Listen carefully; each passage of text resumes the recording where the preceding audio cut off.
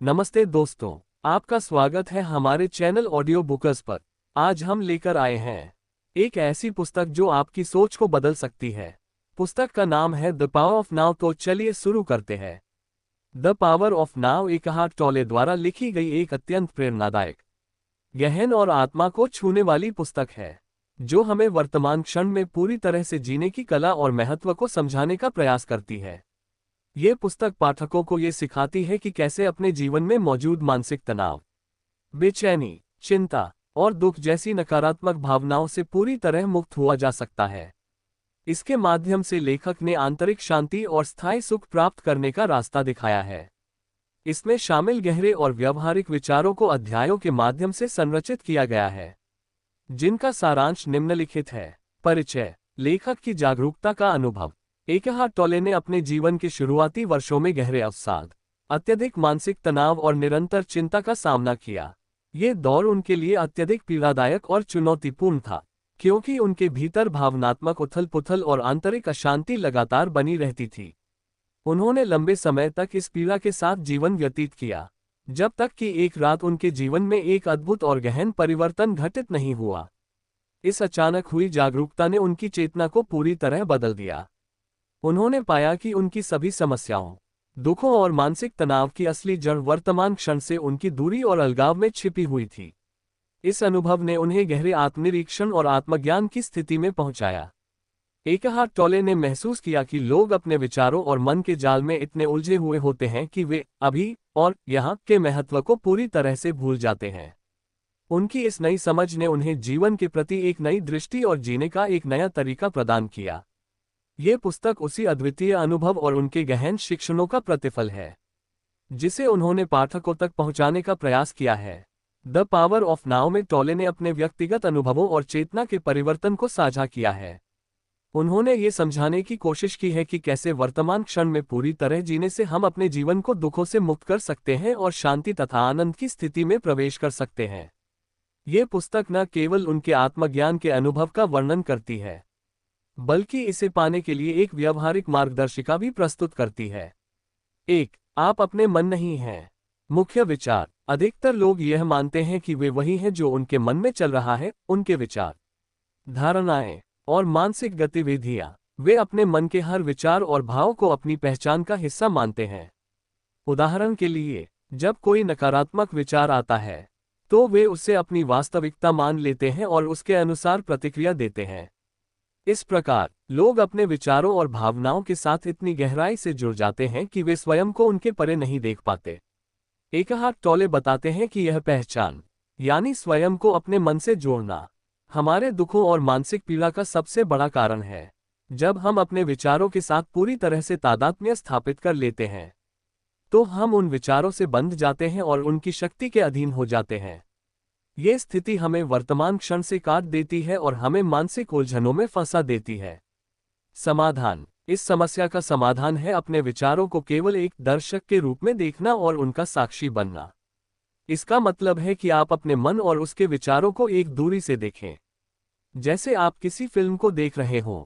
जब आप अपने मन के विचारों और भावनाओं का साक्षी बनने लगते हैं, तो आप महसूस करते हैं कि आप उनके गुलाम नहीं हैं। यह अभ्यास आपको ये समझने में मदद करता है कि आपके विचार आपकी पहचान नहीं हैं। उदाहरण के लिए, यदि आपके मन में यह विचार आता है कि मैं असफल हूं, तो इसे केवल एक विचार के रूप में पहचानें, न कि अपनी सच्चाई के रूप में। जब आप अपने विचारों का अवलोकन करना शुरू करते हैं, तो आप महसूस करेंगे कि उनके प्रति आपकी पकड़ कमजोर होने लगी है।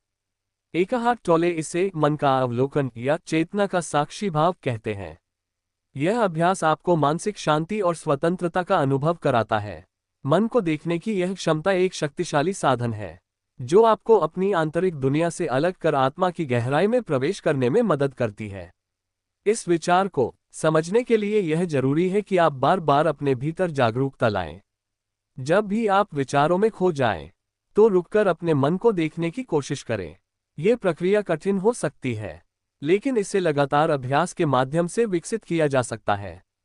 धीरे धीरे आप अपने विचारों को नियंत्रित करना छोड़ देंगे और उन्हें बस बुझने देंगे।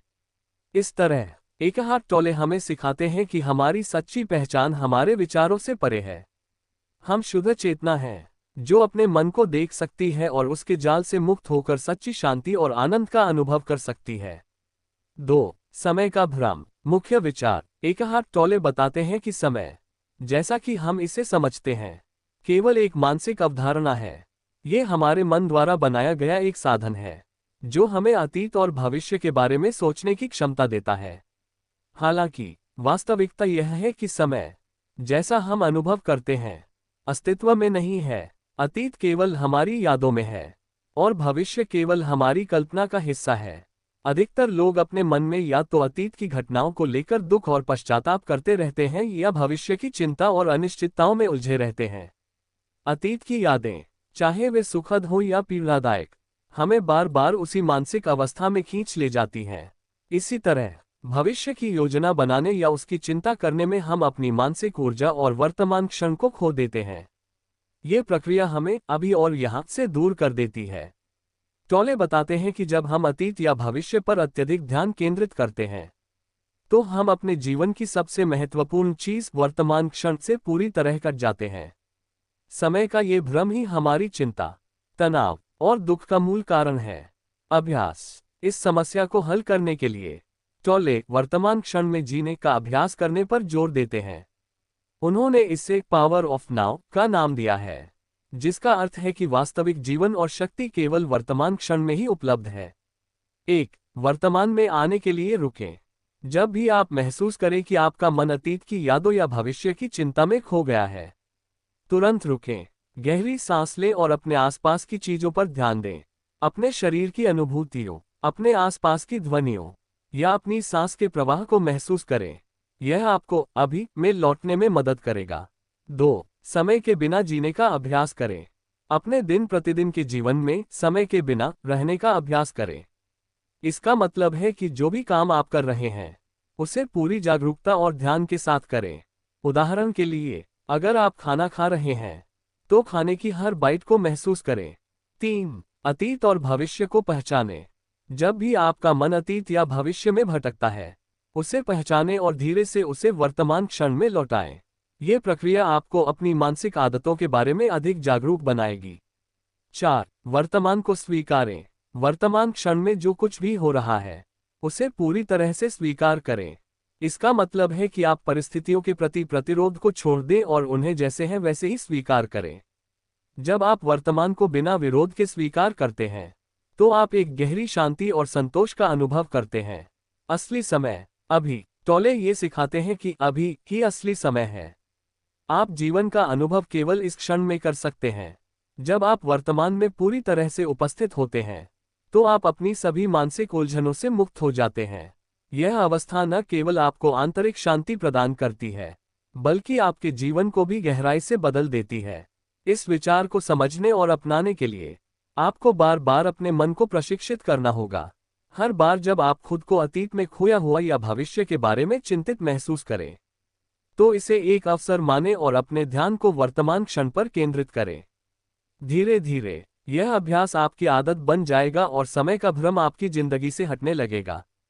इस प्रकार टोले हमें सिखाते हैं कि वर्तमान क्षण में जीने से न केवल हमारी मानसिक शांति बढ़ती है, बल्कि हम अपने अस्तित्व की सच्ची शक्ति और सुंदरता का अनुभव भी कर सकते हैं। 3. नाउ अब की शक्ति तक पहुंचना। मुख्य विचार। अब वर्तमान क्षण में प्रवेश का एक गहरा और अनमोल द्वार है। ये हमें हमारे भीतर छिपी शांति, गहराई और चेतना से जोड़ता है। भविष्य की चिंताओं और अतीत के पछतावे को छोड़कर जब हम पूरी तरह से अब में जीते हैं, तो हम जीवन के वास्तविक सार को अनुभव कर सकते हैं। अभ्यास। 1. सांस पर ध्यान केंद्रित करें। धीरे धीरे और गहराई से सांस लें। प्रत्येक श्वास के साथ अपने भीतर की शांति को महसूस करें। 2. अपने परिवेश का अनुभव करें। अपने चारों ओर की ध्वनियों, दृश्य, गंध और स्पर्श को बिना किसी प्रतिक्रिया के ध्यान दें। 3. अपने भीतर की यात्रा करें। जब भी आपका मन भटकने लगे, उसे धीरे से वर्तमान क्षण में वापस लाएं। अपने मन में विचारों के उठने और गिरने को एक दर्शक की तरह देखें। उनसे जुड़ने की आवश्यकता नहीं है। 4. ध्यान के माध्यम से अभ्यास करें। कुछ समय नियमित रूप से बैठकर अपने मन और शरीर को स्थिर करें। वर्तमान में ठहरने की आदत विकसित करें। ध्यान दें कि आपकी शक्ति में जीना कोई एक बारगी प्रक्रिया नहीं है, बल्कि यह एक सतत अभ्यास है जो धीरे धीरे जीवन का हिस्सा बन जाता है। 4. दर्द का शरीर, पेन बॉडी। मुख्य विचार: हमारे भीतर एक दर्द का शरीर होता है, जो हमारे पुराने दुखों, पीड़ाओं और नकारात्मक अनुभवों का संग्रह है। ये भावनात्मक ऊर्जा का एक संगठित रूप है, जो हमारे मन और शरीर में नकारात्मकता को संचालित करता है। दर्द का शरीर तब सक्रिय होता है जब हम तनाव, संघर्ष या असहज परिस्थितियों का सामना करते हैं। यह न केवल हमारे भावनात्मक और मानसिक स्वास्थ्य पर प्रभाव डालता है, बल्कि हमारे रिश्तों, निर्णयों और जीवन के अनुभवों को भी प्रभावित करता है। दर्द का शरीर स्वयं को नकारात्मक सोच, गुस्सा, उदासी या हताशा के रूप में व्यक्त करता है। यह एक चक्र की तरह काम करता है, जहां पुराने दर्द नए दुखों को आकर्षित करते हैं, जिससे यह और मजबूत हो जाता है। समाधान: 1. अवलोकन करें। सबसे पहला कदम यह है कि आप अपने दर्द के शरीर को पहचानें। ये समझें कि यह आप नहीं है, बल्कि आपके अंदर एक ऊर्जा का रूप है। जब यह सक्रिय होता है, तो इसे महसूस करें, लेकिन इसे अपनी पहचान न बनने दें। 2. स्वीकार करें। दर्द को नकारने या उससे लड़ने की बजाय उसे स्वीकार करें। जैसे ही आप इसे बिना किसी निर्णय के स्वीकार करते हैं, यह अपनी शक्ति खोने लगता है। 3. साक्षी बने। अपने दर्द को बाहर से देखने की कोशिश करें, जैसे कि आप इसे एक दर्शक की तरह देख रहे हों। इसे जज न करें, न ही इसे सही या गलत ठहराएं। ये समझें कि यह केवल एक ऊर्जा का रूप है, जो समय के साथ घटने लगता है। 4. वर्तमान में रहें। दर्द का शरीर अतीत और भविष्य से ऊर्जा प्राप्त करता है। जब आप पूरी तरह से अब में रहते हैं, तो ये कमजोर पड़ने लगता है। वर्तमान क्षण में अपने ध्यान को केंद्रित करें और इसे सांस लेने, ध्यान या प्रकृति से जुड़ने के माध्यम से गहरा करें। 5. करुणा और प्रेम विकसित करें। दर्द का शरीर प्रेम और करुणा से कमजोर होता है। अपने प्रति और दूसरों के प्रति दयालु बने। अपने अंदर सकारात्मक ऊर्जा विकसित करने के लिए खुद को क्षमा करें और अपने दुखों से सीखें। समझें कि दर्द का शरीर स्थायी नहीं है। ये केवल तब तक मौजूद रहता है जब तक इसे आपकी पहचान और ध्यान मिलता है। जैसे जैसे आप इसे पहचानने और अवलोकन करने की आदत डालते हैं, ये धीरे धीरे अपनी पकड़ खोने लगता है और आपकी आंतरिक शांति पुनः स्थापित होती है। 5. सच्ची मुक्ति और आत्मज्ञान। मुख्य विचार: आत्मज्ञान का वास्तविक अर्थ है स्वयं को अपने मन, विचारों, भावनाओं और दर्द के शरीर से अलग पहचानना। ये वह स्थिति है जब आप समझते हैं कि आप केवल अपने विचारों या अनुभवों का संग्रह नहीं हैं, बल्कि आप उससे कहीं अधिक गहरे और स्थायी हैं। आत्मज्ञान वह अवस्था है जिसमें आप पूरी तरह से अब में होते हैं और अपने भीतर की शांति, स्थिरता और गहराई का अनुभव करते हैं। यह अवस्था तब आती है जब आप बाहरी चीजों में अपनी पहचान तलाशना बंद कर देते हैं। करियर, रिश्ते, सामाजिक स्थिति और भौतिक वस्तुएं हमारी पहचान का हिस्सा हो सकती हैं, लेकिन वे हमारी सच्ची पहचान नहीं होती। जब हम इनसे परे जाकर अपनी आत्मा के साथ जुड़ते हैं, तो हम मुक्ति और आत्मज्ञान का अनुभव करते हैं। अभ्यास: 1. स्वयं को बाहरी पहचान से अलग करें। अपने जीवन में जो कुछ भी है, जैसे करियर, धन, रिश्ते और सामाजिक भूमिकाएं, उन्हें केवल बाहरी आवरण के रूप में देखें। ये समझें कि ये सभी चीजें अस्थायी हैं और आपकी सच्ची पहचान इनके परे है। खुद से पूछें, अगर ये सब कुछ मुझसे छिन जाए, तो मैं कौन रहूंगा? 2. वर्तमान में पूरी तरह जिएं। अपने मन को भविष्य की चिंताओं और अतीत के पछतावों से मुक्त करें। अपनी चेतना को वर्तमान क्षण में लाएं, जहां सच्चा जीवन होता है। ध्यान, योग या गहरी सांस लेने का अभ्यास करें ताकि आप अब में टिके रहें। 3. अपने भीतर की शांति का अनुभव करें। अपने अंदर ध्यान करें और उस शांति को खोजें जो बाहरी परिस्थितियों से प्रभावित नहीं होती। जैसे जैसे आप भीतर की शांति को महसूस करते हैं, वैसे वैसे आपका मन शांत और विचार मुक्त होता जाता है।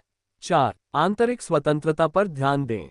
हर दिन कुछ समय ये समझने में लगाएं कि आपकी खुशी और संतोष बाहरी चीजों पर निर्भर नहीं है। उन चीजों को छोड़ने का अभ्यास करें जो आपके मन और आत्मा पर बोझ बन रही हैं। 5. आत्म अवलोकन करें। हर दिन कुछ समय अपने विचारों और भावनाओं का अवलोकन करें।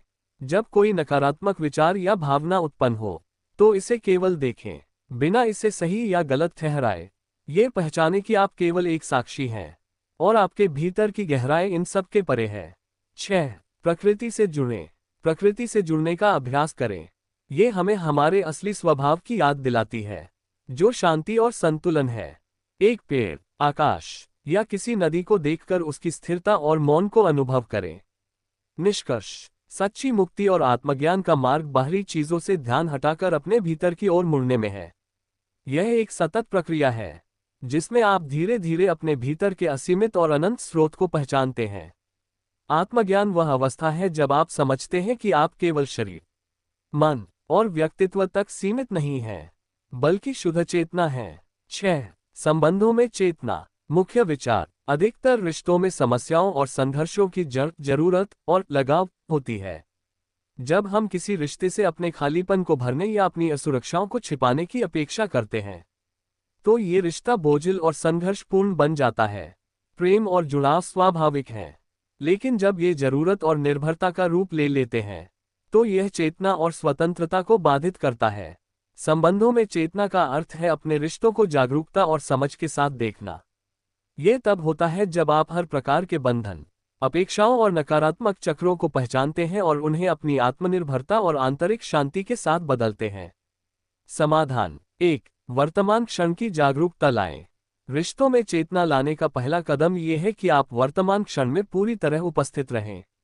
जब भी आप अपने साथी, परिवार या दोस्तों के साथ हों, तो अपने मन की बातों, प्रतिक्रियाओं और भावनाओं को देखें। बातचीत करते समय ध्यान दें कि आप वास्तव में सुन रहे हैं या केवल जवाब देने के लिए प्रतीक्षा कर रहे हैं। 2. अपेक्षाओं को छोड़ें। ये समझें कि हर व्यक्ति स्वतंत्र है और उसे अपनी यात्रा पूरी करने का अधिकार है। अपने रिश्ते में ये स्पष्ट करें कि आपका उद्देश्य साथी को नियंत्रित करना नहीं, बल्कि उनका सम्मान और समर्थन करना है। जब आप अपेक्षाओं को छोड़ते हैं, तो रिश्ते में शांति और संतुलन स्थापित होता है। 3. आत्मनिर्भरता विकसित करें। किसी भी रिश्ते में पूरी तरह से निर्भर होने से बचें। अपने भीतर की शक्ति और शांति को खोजें। जब आप आत्मनिर्भर होते हैं, तो आप किसी दूसरे व्यक्ति से अपनी खुशी और संतुष्टि की मांग नहीं करते। अपनी भावनात्मक, मानसिक और आध्यात्मिक आवश्यकताओं को खुद पूरा करना सीखें। 4. जरूरत बनाम प्रेम को समझें। ये जानने का अभ्यास करें कि आपके रिश्ते में प्रेम है या केवल एक दूसरे की जरूरत। प्रेम मुक्त और बिना शर्त होता है, जबकि जरूरत अपेक्षाओं और निर्भरता से भरी होती है। प्रेम आपको और आपके साथी को स्वतंत्र बनाता है, जबकि जरूरत रिश्ते को एक बोझ बना सकती है। 5. सहानुभूति और करुणा को बढ़ावा दें। हर व्यक्ति अपने जीवन में कुछ संघर्षों और चुनौतियों से गुजरता है। अपने साथी के दृष्टिकोण को समझने की कोशिश करें और उनके प्रति करुणा रखें। यह न केवल आपके रिश्ते को मजबूत करेगा, बल्कि आपको अधिक समझदार और जागरूक बनाएगा। 6. संचार को ईमानदार और स्पष्ट रखें। अपने विचारों और भावनाओं को स्पष्ट रूप से व्यक्त करें। किसी भी असहमति या संघर्ष को दबाने की बजाय उसे प्रेम और समझदारी के साथ हल करें। ये याद रखें कि संचार केवल शब्दों का आदान प्रदान नहीं है, बल्कि एक गहरी समझ और जुड़ाव का माध्यम है। 7. अपने अहंकार को पहचानें। रिश्तों में अहंकार का बड़ा योगदान हो सकता है। अपने अहंकार को पहचानें और देखें कि यह कैसे आपकी प्रतिक्रियाओं और निर्णयों को प्रभावित करता है। जैसे ही आप इसे पहचानते हैं, इसे छोड़ने का अभ्यास करें। 8. संबंधों को आध्यात्मिक दृष्टिकोण से देखें। अपने रिश्ते को एक माध्यम के रूप में देखें जो आपको आत्म जागरूकता और आंतरिक विकास के लिए प्रेरित करता है। ये समझें कि हर रिश्ता, चाहे वह सकारात्मक हो या नकारात्मक, आपको कुछ सिखाने के लिए है। निष्कर्ष, संबंधों में चेतना लाने का अर्थ है अपने रिश्तों को जागरूकता, आत्मनिर्भरता और प्रेम के साथ निभाना। ये तब संभव होता है जब आप अपने भीतर की शांति को खोज लेते हैं और रिश्ते को एक स्वतंत्र और पूरक रूप में देखते हैं। चेतना के साथ जुड़ा रिश्ता न केवल आपको आंतरिक खुशी देता है, बल्कि आपको और आपके साथी को आध्यात्मिक रूप से ऊंचा उठाता है। 7. समर्पण का महत्व। मुख्य विचार। समर्पण का वास्तविक अर्थ जीवन की चुनौतियों और कठिनाइयों को बिना विरोध किए स्वीकार करना है। ये केवल आत्मसमर्पण का कोई निष्क्रिय रूप नहीं है, बल्कि एक जागरूक और सक्रिय स्वीकृति है, जो हमें जीवन के प्रति पूरी तरह से समर्पित होने की क्षमता देती है। समर्पण का मतलब यह नहीं है कि हम हर परिस्थिति में हार मान लें, बल्कि इसका मतलब है कि हम अपनी पूरी ताकत और शांति के साथ उन परिस्थितियों को स्वीकार कर रहे हैं जो हमारे सामने आ रही हैं। ये समर्पण हमें मानसिक और भावनात्मक स्वतंत्रता प्रदान करता है, क्योंकि हम अपनी इच्छा के खिलाफ नहीं लड़ते, बल्कि जो भी हो रहा है उसे स्वीकार करने में पूरी तरह से तत्पर रहते हैं। समर्पण का ये रूप हमें अपने भीतर की शक्ति और आत्मविश्वास को जगाने में मदद करता है, क्योंकि जब हम बाहरी दुनिया से अपना नियंत्रण छोड़ देते हैं तो हम अपने भीतर की गहरी समझ और शांति को महसूस करते हैं। इस प्रक्रिया में हम ये समझ पाते हैं कि जीवन स्वयं एक प्रवाह है और हमें इसे अनावश्यक संघर्षों और प्रतिरोधों से मुक्त होकर अनुभव करना चाहिए। अभ्यास 1। परिस्थितियों का विरोध करना छोड़ें। जीवन में कोई भी कठिनाई या चुनौती आती है तो उसे बिना किसी आंतरिक प्रतिरोध के स्वीकार करें।